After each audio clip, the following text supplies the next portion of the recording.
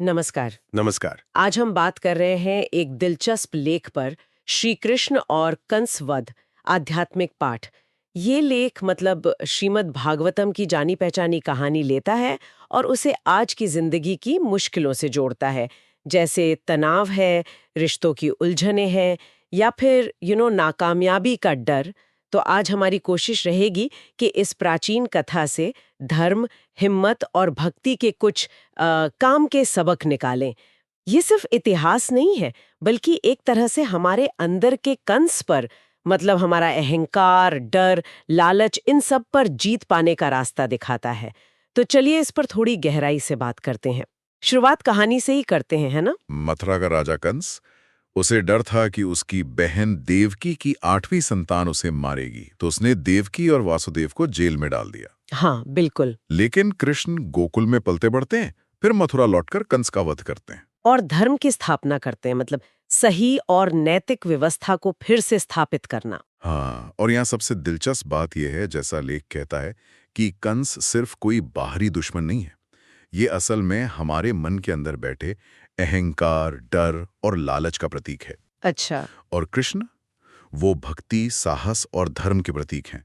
भगवत गीता में भी तो कहा गया है, यदा यदा हि धर्मस्य ग्लानिर्भवति भारत। हाँ हाँ, जब जब धर्म की हानि होती है। बिल्कुल। तो ये कथा हमें सिखाती है कि ईश्वर की भक्ति और हिम्मत से हम अपनी अंदरूनी बुराइयों पर जीत पा सकते हैं। उस लेख में एक व्यक्ति का जिक्र भी है जिसने दफ्तर में ईर्ष्या का सामना किया।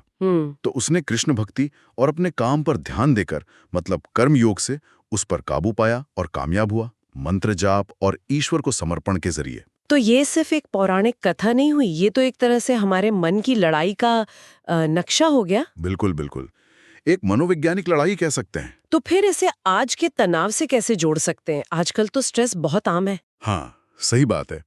देखिए, कंस का वध हमें तनाव से निकलने का रास्ता दिखाता है।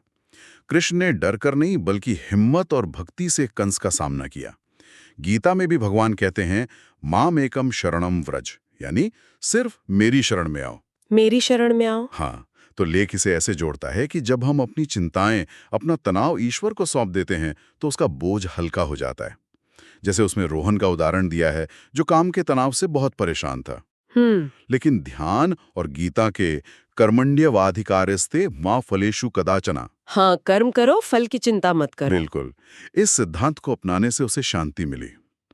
तो हिम्मत और भक्ति ये तनाव को शांति में बदल सकते हैं, खासकर जब हम अपने काम को ईश्वर को समर्पित कर दें। ये तनाव वाली बात तो समझ आई, खासकर काम के दबाव में ये बहुत महसूस होता है। लेकिन ये अंदरूनी कंस हमारे निजी रिश्तों को कैसे प्रभावित करता है? इस बारे में लेख क्या कहता है? ये भी एक अहम पहलू है, कृष्ण का अपने माता पिता देवकी और वासुदेव को आजाद कराना। ये रिश्तों में भरोसे, बिना स्वार्थ के प्यार और एक दूसरे की सुरक्षा, मतलब प्रोटेक्शन, इसकी अहमियत दिखाता है। हाँ, भरोसा और प्यार। जी। सच्चे रिश्ते भरोसे और जिम्मेदारी पर ही तो टिके होते हैं। लेख में अजय का जिक्र है, जिसने अपनी पत्नी के साथ रिश्ते को सुधारा। हाँ। कैसे? कृष्ण की तरह ही सुरक्षा और समझदारी दिखाकर। अच्छा। जब उसने वक्त निकाला, भावनाओं को समझा और रिश्ते को एक तरह से ईश्वर को सौंपा, तो प्यार और भरोसा बढ़ा। और एक और कहानी अकेलेपन से जूझ रहे व्यक्ति की, जिसने भक्ति और सेवा, जैसे मंदिर में मदद करना या दूसरों की सेवा करना, इससे नए दोस्त बनाए। तो संदेश ये है कि ईश्वर का प्यार हमें अकेला नहीं छोड़ता, वो हमें जोड़ता है। और कामयाबी या नाकामयाबी, इसके बारे में भी कुछ है इसमें? आजकल सफलता का दबाव भी बहुत है। हाँ हाँ, ये भी बहुत महत्वपूर्ण है। कंसवध नाकामयाबी में भी उम्मीद दिखाता है। अगर हम कृष्ण की तरह हिम्मत और भरोसा रखें, तो नाकामी भी जीत में बदल सकती है। जैसे वो नेहा की कहानी है लेख में, कई बार फेल होने के बाद निराश थी। हाँ। लेकिन भक्ति और कर्म समर्पण के रास्ते पर चलकर उसे एक बेहतर नौकरी मिली। तो भक्ति हमें निराशा से उभार सकती है। सही बात है। और दूसरी तरफ कामयाबी मिलने पर विनम्र रहना भी जरूरी है। कृष्ण ने कंस को मारने के बाद कोई घमंड नहीं दिखाया, है ना? नहीं, बिल्कुल नहीं। बल्कि अपने माता पिता को आजाद कराकर विनम्रता ही दिखाई। तो सच्ची कामयाबी ईश्वर की भक्ति और विनम्रता में है, न कि सिर्फ बाहरी जीत में। तो फिर आखिर में ये कहानी जिंदगी के मकसद, मतलब पर्पस ऑफ लाइफ के बारे में क्या इशारा करती है? इसका सार, इसका निचोड़ यही है कि जिंदगी का मकसद ईश्वर की भक्ति और धर्म के रास्ते पर चलना है। कृष्ण ने धर्म की स्थापना की, सही रास्ते को दिखाया। लेख में एक और कहानी है एक बेरोजगार युवक की, अच्छा। जिसने दूसरों की सेवा करने में अपना मकसद पाया। उसे लगा कि कंस वध की कहानी ने उसे दिशा दी है और उसका असली काम दूसरों की मदद करना है, और ये प्रेरणा उसे ईश्वर की भक्ति से ही मिली। तो असल में ईश्वर की भक्ति में ही जिंदगी का सच्चा अर्थ छिपा है। तो अगर हम देखें, इस कहानी से हम अपनी रोजमर्रा की जिंदगी में कुछ कदम उठा सकते हैं। हाँ, कुछ प्रैक्टिकल चीजें। हाँ, बिल्कुल। जैसे? पहला, भक्ति योग। नियमित रूप से हरे कृष्ण मंत्र जपें या भजन करें। अपने डर और तनाव ईश्वर को सौंपें।